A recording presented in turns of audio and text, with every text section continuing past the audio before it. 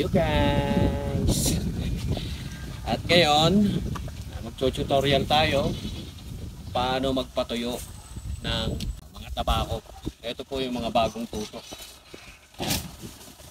So, ilalagay ko natin sa karabatilya. Ilalagay natin doon para may patuyo na sila or mabilat sa araw. Ganito na yung magiging finished product ko. So, hindi po matutuyo ito hanggat di mo binibilat sa araw. Guys, kailangan bilat sa araw para matuyo at may benta. Pero kung ganito, masisira.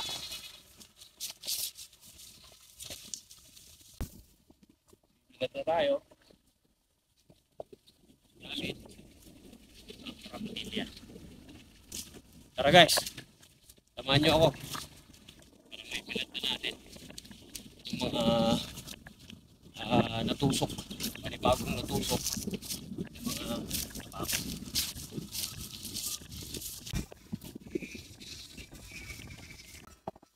Kaya magbibilad guys, as you can see may mga nakabilad na rito, may nakabilad doon, at meron din sa likod niyan. Ayan. Ito po, ito nga pala. Uy, maraming salamat nga pala kay Austin, my boy. Okay, magbi-video na naman. Ito po yung ano, ito po yung bunga na ng tabako na kinuha ho namin. Mga dati ho, mga ano lang mga ito. Papakita ko po sa inyo ulit. Tignan nyo ha. Gaano karami ang laman ng isang bunga ng tabako. Ayan o. Oh guys. Kita nyo yan o. Oh. Oh. Diba? Ayan o. Yan yan. Oh, sino gusto bumili ng 5 piraso? Tapos ito, kaya na binabanggit ko nga, pag naglilimlim ka, kailangan yung madaling araw o yung umagang umaga para ganito ho kasi yan oh. Gaano ho ka-crunchy. Oh, nanunin nyo pang mukbang. Oh, diba? Ayan guys oh. Napaka-crunchy ho niyan. Magiging ganyan lang yan. So masisira ho ang pinagpaguran. Masasayang. Ayan, ganyan yan. So, ganyan ho, ka-crunchy pag mainit yung panahon. So ngayon, gagawin na natin is lalagay tayo para makita ho ninyo. Ganito ho yan guys. Tuturo ko sa inyo.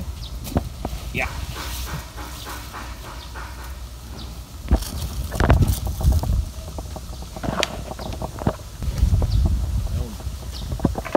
Yan. So, kailangan dulo-dulo muna para hindi siya mag-split. Yan. Yan.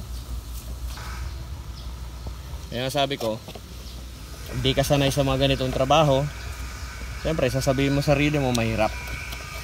Kaya pinapayuhan ko ha, lahat ng mga bata o mga magulang ninyo ay magsasaka at pinag-aaral kayo ng mabuti, mag-aaral kayo ng maayos.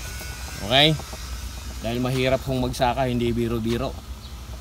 Diyan ka sa ilalim ng araw, ulan. Yan.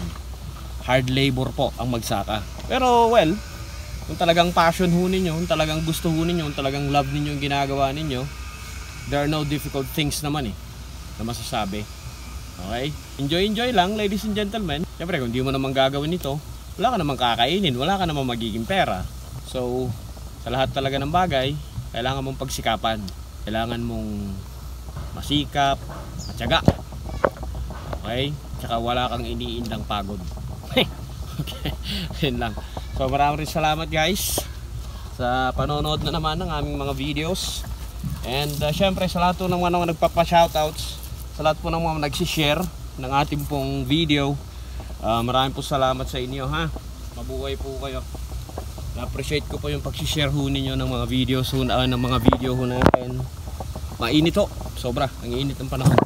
And Ayun, maraming salamat din nga pala kay Austin sa pagbi-video kahit mainit at tirik ang araw. Talaga naman. Salamat sa suporta, son. And well, syempre sa lahat ng mga manonood natin, mabuhay po kayo. Thank you so much. Again, sa lahat ng mga nag-share, nagla-like ng ating pong mga video. Thank you. Mabuhay po kayo. And hindi ko na po kayo iisa-isahin. Mabuhay po tayong lahat. And salamat sa always pong panonood ng ating pong mga content. Ito po si John Marino. Peace out!